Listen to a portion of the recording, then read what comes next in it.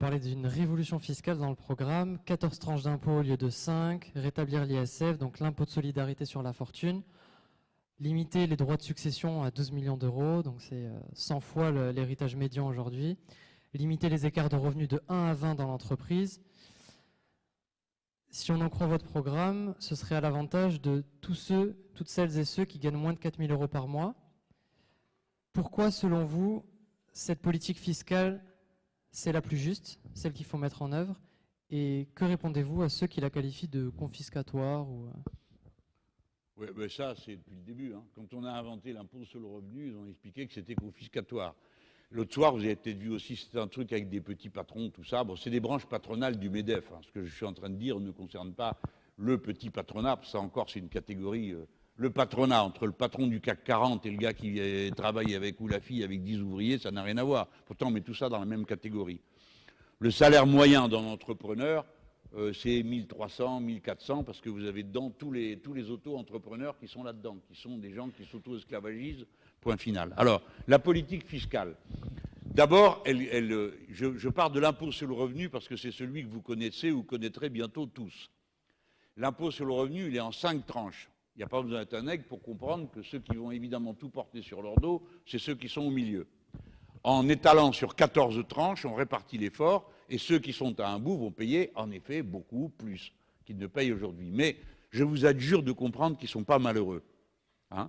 Leur fortune s'est accrue pendant la pandémie. Donc il n'y a pas de problème de malheur chez les riches, d'appauvrissement des riches et des très riches. Non, ça n'existe pas. Ils sont encore plus riches qu'ils étaient avant. Donc c'est que le mécanisme tout entier, c'est le ruissellement vers le haut.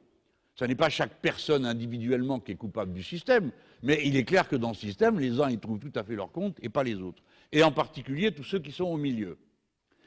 Ça, c'est le premier aspect, impôt sur le revenu. Si vous avez suivi la discussion avec les patrons l'autre soir, là, ils me parlaient justement des confiscatoires, le record d'Europe, des prélèvements obligatoires. Alors évidemment, comme les gens ne connaissent pas tous les termes, prélèvement obligatoire et impôt, c'est pas pareil. Prélèvement obligatoire, j'ai des cotisations sociales dedans. Et alors, c'est la boîte qui le paye, avec la richesse qu'elle produit. Où est le problème? Parce que si vous prenez l'impôt qui est vraiment pris sur la société, ça fait 2% du PIB. Qui c'est qui veut pleurer? Je vous paye le mouchoir. Qu'est-ce que c'est cette histoire? On va s'évanouir pour 2% du PIB payé comme impôt sur les sociétés. Sur les sociétés, hein, je parle. Je ne parle pas des dividendes répartis pour les gens qui les font rentrer dans leur compte personnel. Donc il faut arrêter de dire que l'entreprise est écrasée par des impôts. Ce n'est pas vrai. Les cotisations sociales, c'est des sous, mais dans d'autres pays, il n'y a pas de cotisation sociale. Mais vous n'avez pas de sécurité sociale. Donc vous payez l'assurance. Eh bien faites les comptes, qu'est-ce que vous préférez? La logique qui dit chacun selon ses moyens et selon ses besoins, ou t'es soigné si t'as des sous. Parce que vous avez tous fait un peu, vous avez un peu voyagé. Donc vous avez vu les pays où ça se passe comme ça, où en effet on demande ta carte de bancaire. Et où tu peux être ruiné de toute ta vie parce que tu as eu une maladie un peu grave, même si c'était peu de temps. Et que toute la famille est là pour dire qu'est-ce qu'on fait, qu'est-ce qu'on fait. Tu prêtes de l'argent, pardon, on n'a plus, tu peux, on fait le tour. Et tout le monde regarde le malade en se disant, bon, est-ce qu'il a une chance d'en réchapper? Ça, c'est la comptabilité abjecte à laquelle conduisent les systèmes qui ne sont pas socialisés. Alors, donc, pourquoi c'est juste? Ben, parce que ça répartit. Et ça demande à tout le monde de mettre la main à la poche. Et puis, plus tu en as, plus tu mets la main à la poche. Alors, il n'y a pas que ça. Au total, j'ai calculé, c'est fait moi, je n'ai pas les services de l'État. Hein. On a des amis, des camarades partout, mais on essaye de calculer pour clouer le bec à un maximum de monde. On fera une séance de chiffrage que vous pourrez suivre comme une émission. Enfin, ça a duré 6 heures. Hein. Ce que je sais, c'est qu'on peut récupérer 83 milliards en appliquant toutes les mesures d'impôt que j'ai évoquées, c'est-à-dire rétablissement de l'ISF graduel, l'impôt sur le revenu en 14 tranches, suppression de la flat tax, il y en a comme ça 4 ou 5, je ne les ai pas toutes à l'esprit, mais enfin, elles sont toutes dans le programme, vous pouvez regarder, je crois que j'ai dit à peu près l'essentiel. Il y en a pour 80 milliards. Avec ça, on finance en fonctionnement toute la part de fonctionnement du programme.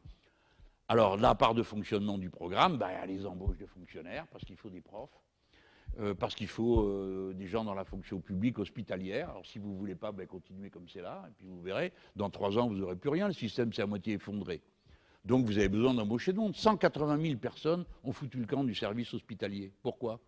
Pourquoi? J'ai une vie infernale. Maintenant, c'est chez les profs que ça commence. Qui disent, ben, si c'est comme ça, ok, moi je jette l'éponge, j'en ai marre. J'en ai marre, c'est trop dur, c'est une vie qui ne m'intéresse plus, c'est pas ce que je voulais faire. Parce que faire prof, ça a la jubilation de transmettre le savoir, mais si tu passes ton temps dans une classe surchargée avec des mômes qu'on ne peut plus, qui sont en état de tension intellectuelle et psychologique, bah, vous vous usez encore plus vite qu'eux. Donc tout ça, ça ne peut pas continuer comme ça. Après, vous avez, tout à l'heure, je vais vous parler pour votre métier. Tous ceux qui vont à la fac, je ne parle pas de vous, mais peut-être aussi vous. Tous ceux qui vont à la fac, il faut qu'ils fassent une chose, étudier. Pas étudier et autre chose en même temps. Parce que c'est ou l'un ou l'autre, et qu'on n'arrive pas à faire les deux en même temps, sérieusement. Donc je suis pour que tous ceux qui vont à la fac aient une allocation, 1 000 €. C'est bien 1 000 €, non? Ça coûte cher, eh bien vas-y, essaye de le faire sans. Ça vous coûte pas cher qu'un tiers des jeunes gens foutent le camp de la première année.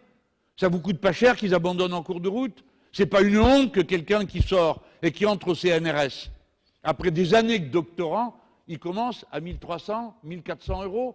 Un capitaine de police, c'est 2 400 €. J'ai rien contre les capitaines de police, ça dépend lesquels. Mais quand même, quoi, enfin, oh, la priorité, quand même, c'est la qualification. C'est le savoir, c'est ces choses-là qui comptent. Donc, il nous faut ça. Donc, on paye. Les gens qui sont dans l'enseignement professionnel, essayez de faire tourner simplement cette piole. Si personne ne sait réparer les machines qui sont ici à l'œuvre, ben vous avez besoin de ces ouvriers hautement qualifiés. Ça s'appelle Bac Pro. Bac Pro, ils ont à moitié détruit l'affaire. La moitié des jeunes gens qui sont là-dedans, garçons et filles, travaillent tous les soirs et le week-end pour se payer leurs études. Des fois, ils sont pères et mères de famille parce que tout le monde est décalé d'1 an. Eh bien, essayez de faire tourner un pays sans BTS et sans Bac Pro. Vous ne pouvez pas. Vous ne pouvez pas. Donc, je suis pour que tous ceux qui rentrent dans cette filière, ils passent leur temps à étudier. Et par conséquent, pareil, on leur donne comme aux étudiants, 1 000 € par mois.